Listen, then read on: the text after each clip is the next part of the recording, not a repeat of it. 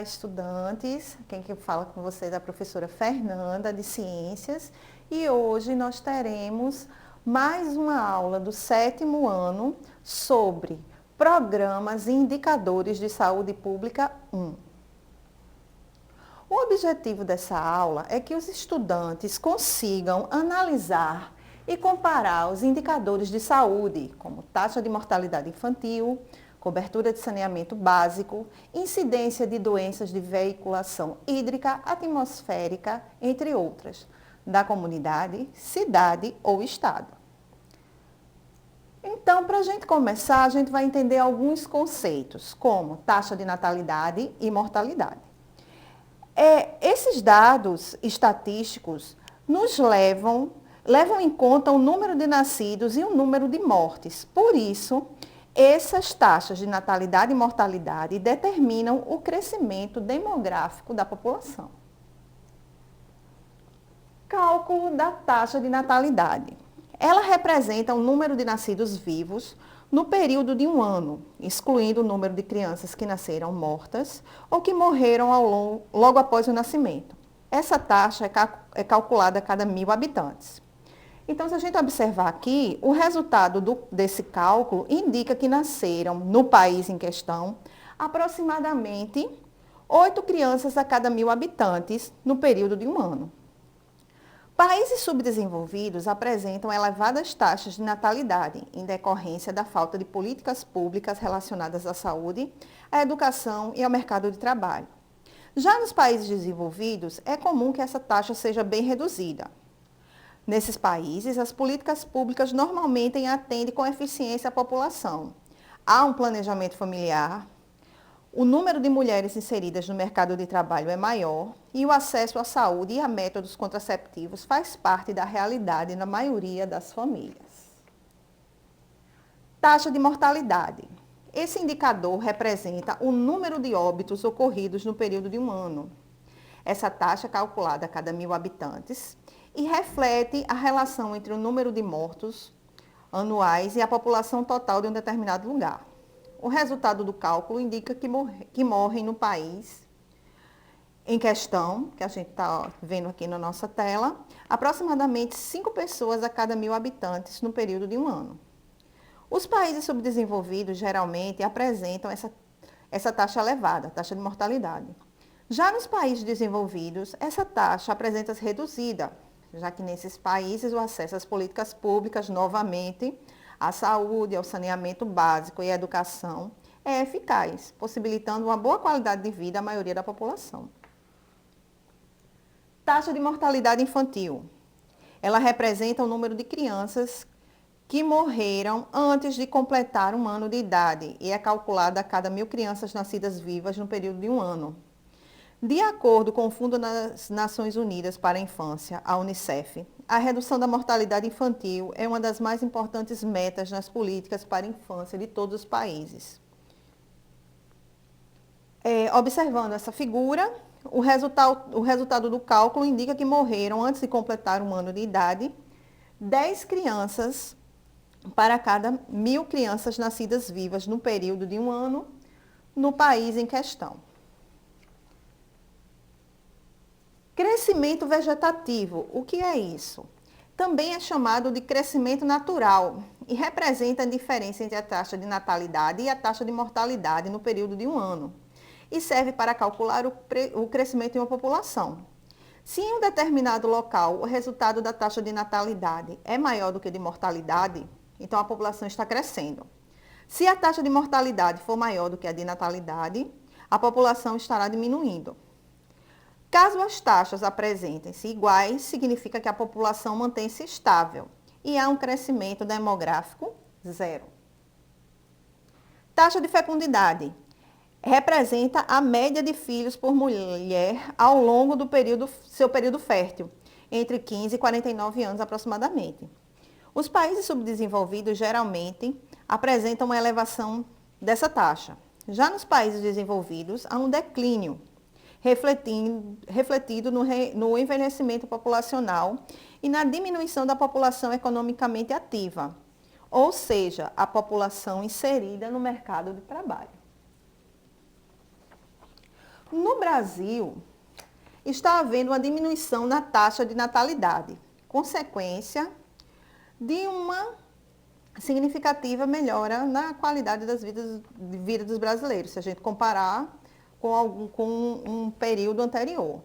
Outro fator relevante nessa redução é o aumento da urbanização, que alterou o modo de vida da maioria das famílias brasileiras.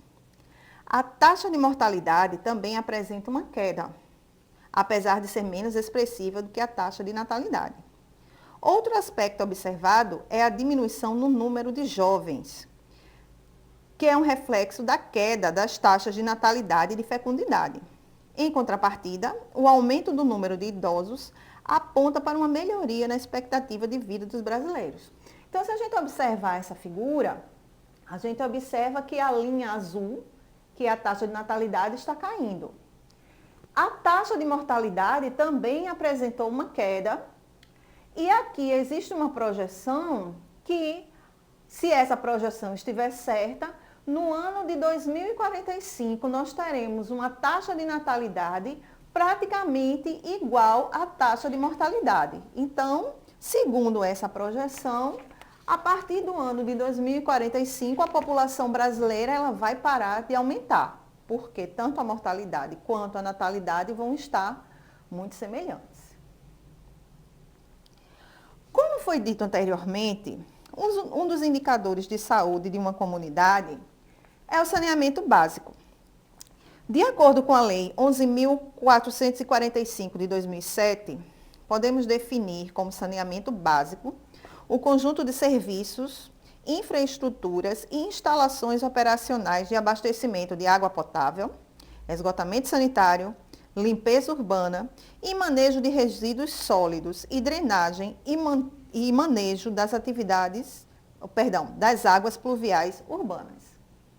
Então, vamos falar um pouco desses aspectos.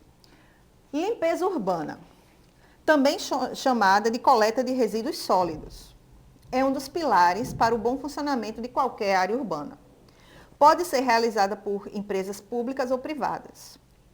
Após a remoção que ocorre com o uso de caminhões feitos especificamente para esse fim, esses resíduos devem ser levados a um aterro sanitário, que é um espaço destinado à deposição final de resíduos sólidos, gerados pela atividade humana, que são provenientes de residências, indústrias, hospitais, construções e consiste esse aterro em camadas alternadas de lixo e terra, que evita o mau cheiro e a proliferação de animais. Tratamento de água. Esse tratamento é um longo processo de transformação pelo qual a água passa até chegar em condições de uso para abastecer a população, independente da função que terá.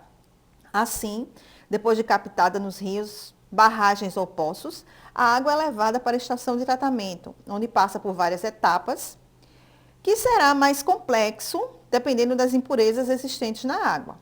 Após esse processo, a água está própria para o consumo, preparo de alimentos, higiene pessoal, etc. Tratamento de esgoto. O tratamento de esgoto é uma medida de saneamento básico, que tem como objetivo acelerar o processo de purificação da água antes de ser devolvida ao meio ambiente ou reutilizada. A origem dessa água poluída se dá através da rede de esgoto, proveniente de residências, comércios e indústrias. Após o tratamento, a água resultante pode ser despejada em cursos naturais de água.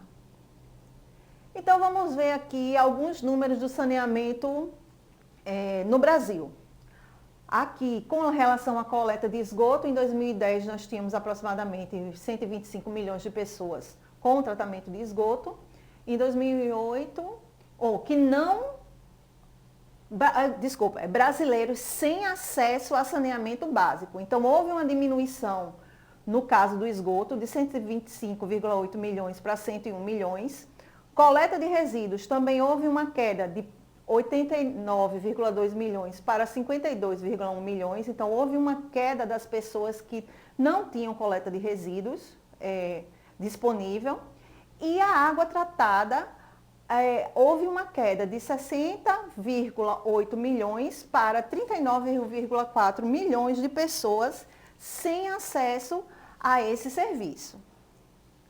Então, aqui, acesso à água encanada. A gente tem aqui a porcentagem dos diferentes estados brasileiros e quando a gente vai para Pernambuco, aproximadamente 70% dos domicílios têm água encanada como sua principal fonte de abastecimento.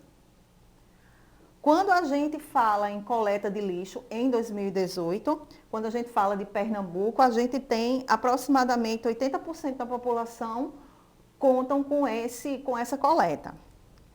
E quando a gente vai para esgoto, coleta de esgoto pela rede geral em 2018, Pernambuco está aqui numa coloração que a gente varia entre 40% e 60%. Então, aproximadamente essa porcentagem da população pernambucana tem acesso ao esgoto, coleta de esgoto. Então, gente, a partir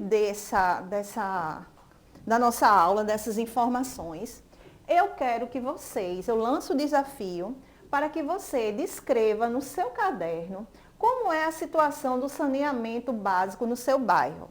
Vocês têm acesso à água tratada? Vocês têm acesso à coleta de lixo? Vocês sabem se existe acesso ao tratamento de esgoto no seu bairro? Então, vocês anotam, certo? Eu espero que vocês tenham gostado da nossa aula. Bons estudos e até a próxima.